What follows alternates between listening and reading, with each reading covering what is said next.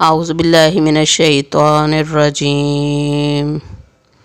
قرآن پاک صرف اردو زبان میں۔ سورہ بقرہ، رکوع نمبر 8۔ اللہ کے نام سے شروع کرتی ہوں جو بہت مہربان اور نہایت رحم کرنے والا ہے۔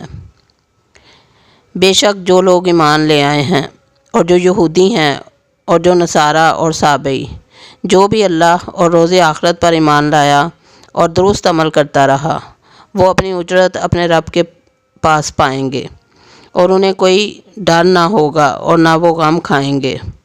اور جب ہم نے تم سے اقرار لیا اور تمہارے اوپر طور کو بلند کیا، جو چیز ہم نے تمہیں دی ہے اسے مضبوطی سے تھام لو، اور جو کچھ اس میں ہے اسے یاد رکھو تاکہ تم پرہیزگار بن جاؤ۔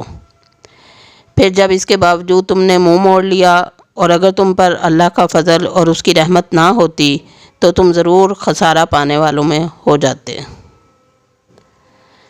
اور تم اب ان لوگوں کو تو جانتے ہی ہو جو سبت میں حد سے بڑھ گئے تھے، پھر ہم نے بھی ان سے کہہ دیا دھتکارے ہوئے بندر بن جاؤ۔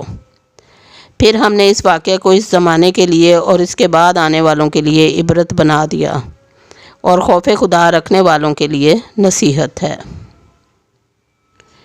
جب موسیٰ علیہ السلام نے اپنی قوم سے کہا اللہ تمہیں گائے ذبح کرنے کا حکم دیتا ہے، تو وہ کہنے لگے کیا تو ہم سے مذاق کرتا ہے؟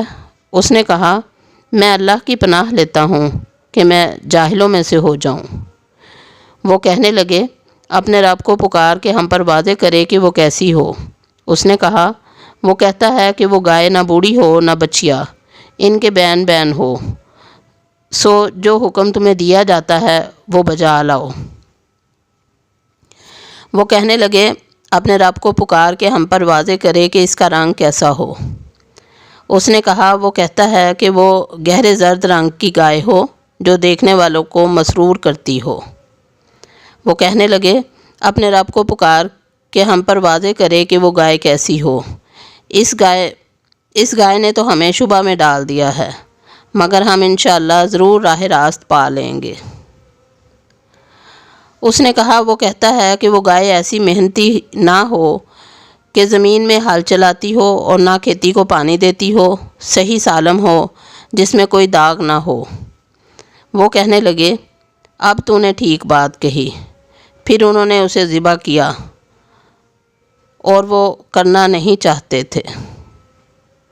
صدق اللہ العظیم۔